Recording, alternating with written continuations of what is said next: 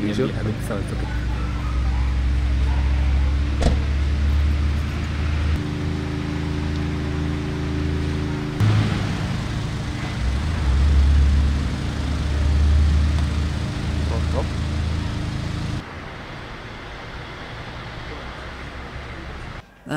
We kept it for the month and went through the process as we do.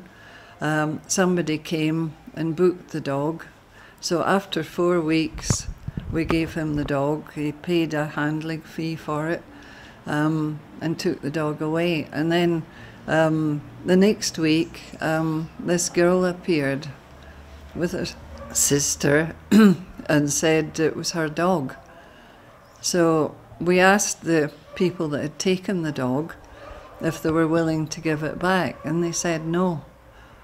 So, you know, we're sort of stuck now because the dog legally has been given to him. We can't force him to give it back.